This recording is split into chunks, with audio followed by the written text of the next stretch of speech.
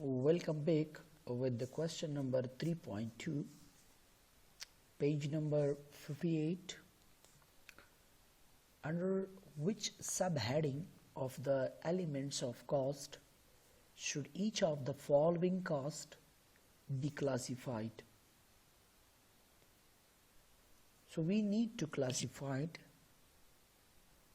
these parts of the question, like cutting tools. B part, depreciation of factory. C part, earning of machinist. D part, supervisor wages. E part, maintenance parts of the factory equipment. F parts, that is inspector salary. G part, legal expenses. H part, lubricant oil.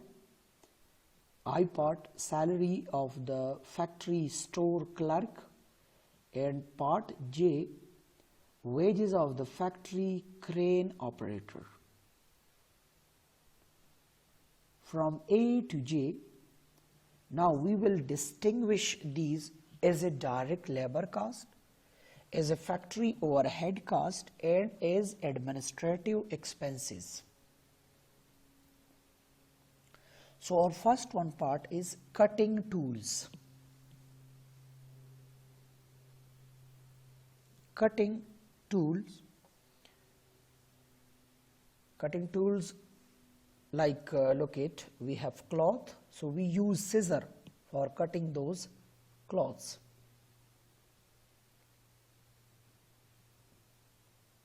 Or we have pliers to cut the cables, and so on, many other tools. So either these cutting tools, these are direct labors, these are factory overhead, or these are administrative expenses. So cutting tools are what? These are indirectly used. Their cost is indirect cost. Clear? So it will comes in the factory overhead. Part A, that will comes in the factory overhead. Why? Because cutting tools are indirect materials, or we can say that indirect, these are cost and indirect cost are called factory overhead cost, which is taken place in the factory. Number part B, depreciation of the factory. So look it, production taken place in the factory, plants are in the factory. So that factory building is going to be what? That factory building is going to be depreciated. So when that is depreciated, so their depreciation is an indirect cost. Depreciation of the factory is an indirect cost. So we will put these indirect cost in the factory overhead cost. This is a factory overhead cost. Why? Factory overhead means those indirect costs which taken place in the factory, that is called factory overhead cost. So depreciation of the factory is an indirect cost which taken place in the factory. That's why this should be recorded in the factory overhead cost portion. Part number C, earnings of a machinist. Earning of a machinist. Look at a mechanic directly provide you the services. So the earning of machinist is what? That is considered to be a direct labor.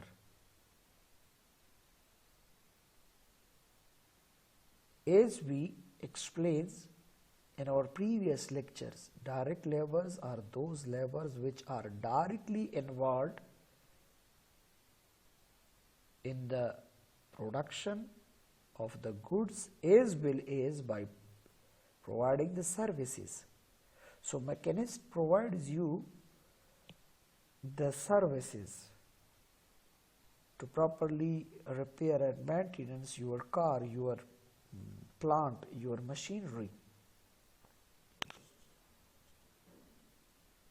Directly he is involved in his services. So the earning of the machinist is what? That is considered as a direct labor. Machinist is a direct labor. The person who supervises the work of the machinist, like supervisor. So the earning of the supervisors then will comes in the factory overhead. Why? Because he supervises the work of the direct labor. He is not directly involved. That's why the earning of a supervisor will be considered as a factory overhead cost. That will not be considered as a direct labor cost. Look at, I am a direct labor now. Why? Students, they are came to university for learning and for the getting of the knowledge. Who provide you that knowledge? Definitely teacher. So teacher is a direct labor, but head of department, educational coordinators, the administrative personals, the persons who are sits in the finance, the exam sections personals, all these are what? Transports persons. These are indirect labor. These are considered to be indirectly. So the earning of those will be indirect, and the earning of a teacher, that is considered as a direct labor earning. Got the point? I hope so. So the earning of the machinist, that's why we taken as a direct labor cost. Part D, supervisor wages.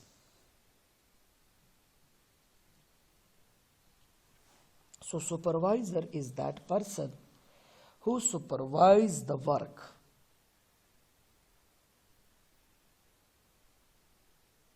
Now, but supervisor is indirectly involved. Supervisor is the person who supervises the work of the direct labor, as early I explained it. So wages to supervisor, that is indirect. So that will comes in the factory overhead. Why? Supervisor an indirect labor, and he or she supervises the work of the direct labor in the factory. So that's why the wages of the supervisor is factory overhead cost. And what is factory overhead cost? Factory overhead cost is those indirect cost which is taken place in the factory, that is called factory overhead cost. For example, depreciation of the factory, repair and maintenance of the machinery, electricity bill of the factory. All these are what's? These are indirect costs which taken place in the factory. So these are called factory overhead cost. Next one, part E, that is maintenance parts for the factory equipments. Look at, in the factory we are using the equipments, the plant and machinery for the productions.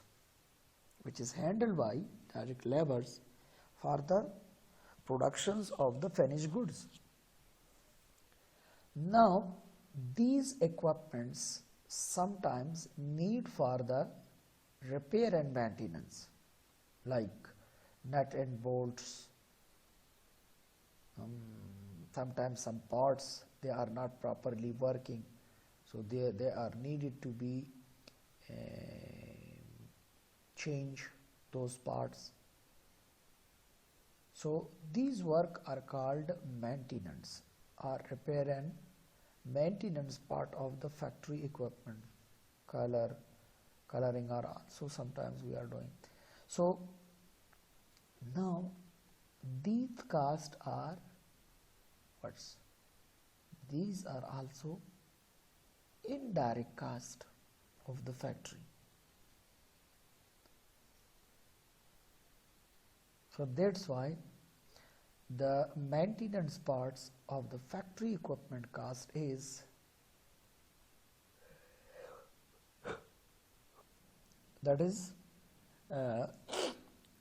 factory overhead cost.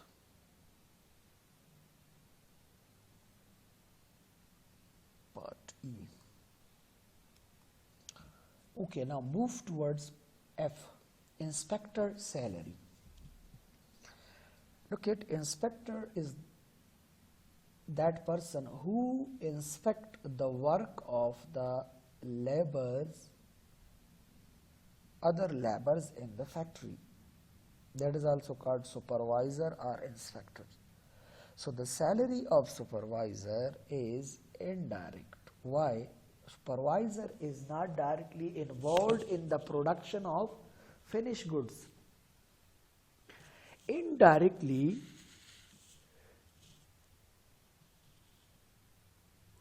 the inspector is involved in the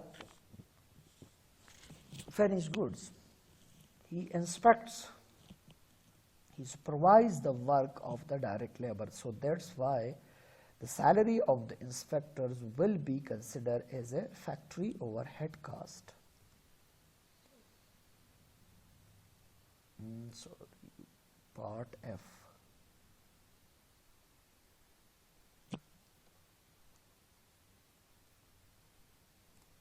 Okay. G part, legal expenses. Legal expenses, look at mostly big companies, they hire the lawyer to protect them from any kinds of the and to provide them the legal services to that company. So when any kind of the legal expenses taken place, so these legal expenses neither the part of the direct labor, neither the part of the factory overhead cost.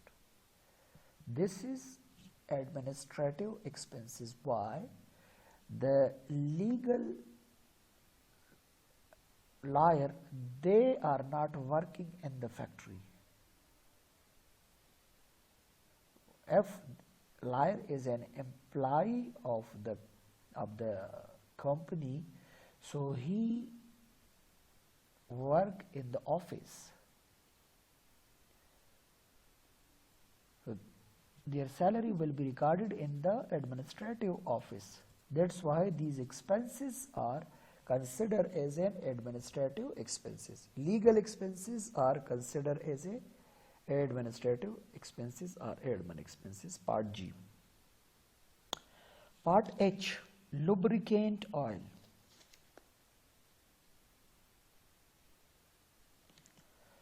Lubricant oil that is used in machinery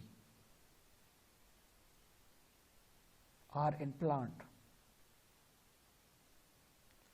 and their cost is considered to be an indirect cost. So that's why the lubricant oil expenses are to be taken in the factory overhead cost. So part H is why these are indirect costs which taken place in the factory. That's why lubricant oil are our factory overhead cost. Part I, salary of the factory store clerk. In the factory we have a store, and to keep the record of the store items we have a person that is called clerk. So business give that person salary. Now the salary of that store clerk is either store clerk is our direct labor. No, store clerk is not our direct labor. Why? Who will be our direct labor? Those personals will be our direct laborers which are directly involved in the productions of the finished goods. Clerk is not involved in the production of the finished goods. Clerk is only involved to keep the record of the store. So clerk is our indirect laborers. So the salary of the clerk is also indirect cost or indirect expenses. Just like a lawyer, we provide legal expenses to the lawyer. So similarly, clerk is just like the an indirect employee like the lawyer. So the salary of the factory clerk, because clerk work in the factory, that's why it will comes under the factory overhead.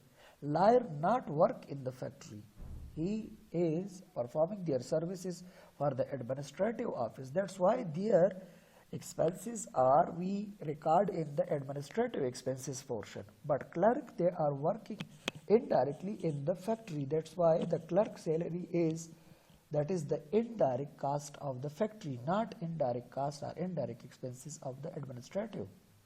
Because in the starting lectures I explained these, that look at, one is factory overhead, one is administrative overhead, and one is selling and distribution overhead. We have three indirect expenses. The expenses which taken place in the factory, that is called factory overhead. The expenses which is indirectly taken in the administrative office, that is called administrative overhead. And all those indirect expenses which taken place in the selling and distribution department, so that is called the selling and distribution overhead. So now the factory clerk, they are working in the factory. So their salary is what? Their salary is the indirect expenses which taken place in the factory. So that's why this will come in the factory overhead heading. While lawyer, they are not working in the factory, they are working in the office, administrative office. So their salary is also indirect expenses, but those indirect expenses will not be considered as a factory overhead. That will be the administrative overhead, that will comes in the administrative overhead. Got the point, hope. Last one, J part, that is wages of the factory crane operator. In the factory, for the loading and unloading, we have a crane. So that crane is operated by a person. So factory now, they are giving wages to the factory crane operator. So factory crane operator is, that is an indirect labor, just like a store clerk. And the wages that are given to the factory crane operators is factory, he is working in the factory. So these are indirect costs which taken place in the factory. That's why the wages of the factory crane operators will come under the head of factory overhead. So I hope, dear students, you will understand the difference between direct labor, indirect labors, the factory overhead, and administrative overhead.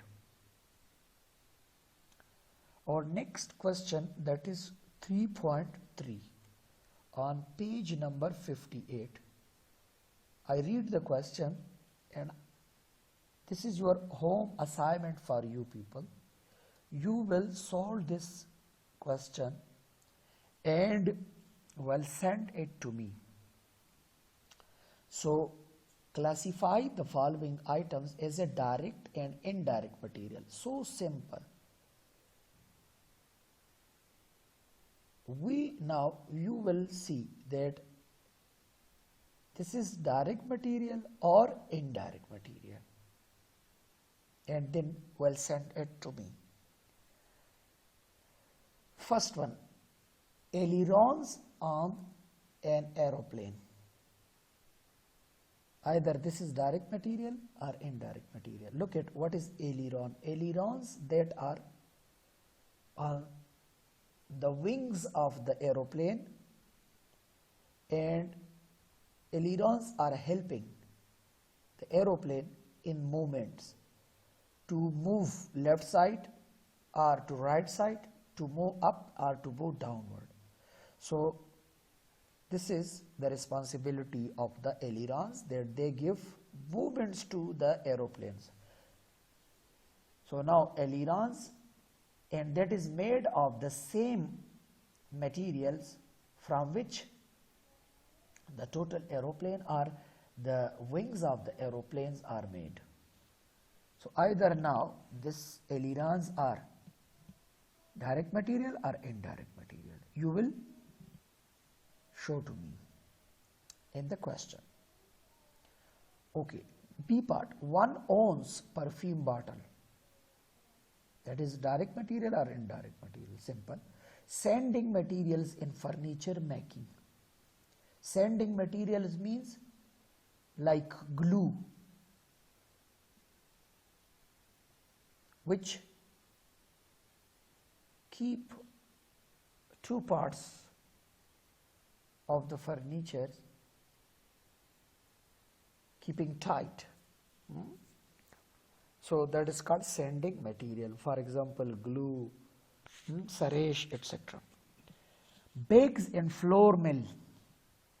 These are direct material or indirect material. E. Ingots used by foundry for making casting. Ingots means column that is used for foundering for making casting. When we are using the steel goods, so we melt the steels, and then those melting steel are put in the ingots, and in the same shape. What is the shape of the ingots? So in that shape we are getting the finished goods. So now either these ingots are direct material or indirect materials. Clear? Seats to be installed in the railway car. Either these are direct material or indirect materials.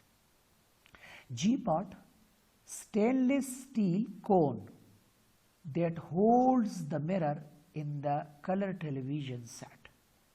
Look at, in the television we have a stainless steel cone in which internally all the parts of the televisions are fixed. So either now that steel is a direct material of the TV or indirect material of the TV. H part, milk to make ice cream. So either milk is direct material of the ice cream or indirect material of the ice cream. So this question 3.3, that is your home assignment. You will solve it at your home and then will send it to me in your WhatsApp or emails to me. So hope you will understand the difference between direct material, indirect material, direct labor, indirect labor, factory overhead, and you will also understand the difference between fixed expenses, variable expenses, and semi-variable expenses. Inshallah, the next one question, that is 3.4, page number 58, which we will solve in the upcoming class. Till then, Allah Hafiz.